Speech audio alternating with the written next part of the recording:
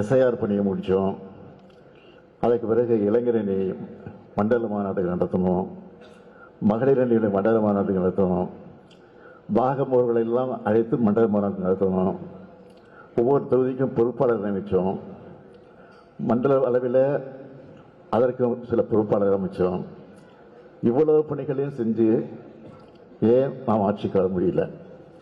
ஆனால் எந்த பணியும் செய்யாமல் வாக்காளரை சந்திக்கலை, பாகமோரை நியமிக்கலை, பூத் ஏஜென்ட் அமைக்கலை, இன்னும் சொல்லணும்னா கவுண்டிங் ஏஜென்ட் கூட பல இடங்கள் நியமிக்கலை.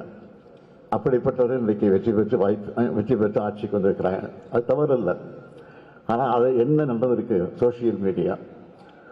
ஆக சோசியல் மீடியா இன்ஸ்டாகிராம் என்று சொல்லக்கூடிய அதை பயன்படுத்தி ரொம்ப சுலபமாக சிறு பிள்ளைகளை, குழந்தைகளை பிரச்சாரம் செய்ய வச்சு அவர்களை அவருடைய பேரன்கள், அவருடைய தாத்தாக்களை, அப்பாக்களை, அம்மாக்களை, அவங்க வீட்டில் இருக்கக்கூடிய பெரியவங்களிடத்தில் அந்த குழந்தைகள் மூலமாக பிரச்சாரங்களை நடத்தி ஒரு திட்டமிட்டு இந்த பணி நடந்து முடிந்திருக்கு.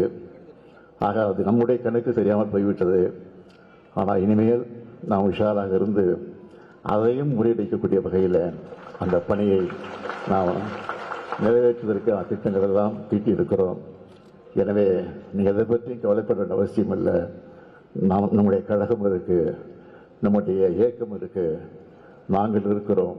எதை பற்றி நீங்கள் கவலைப்பட வேண்டிய அவசியம் இல்லை.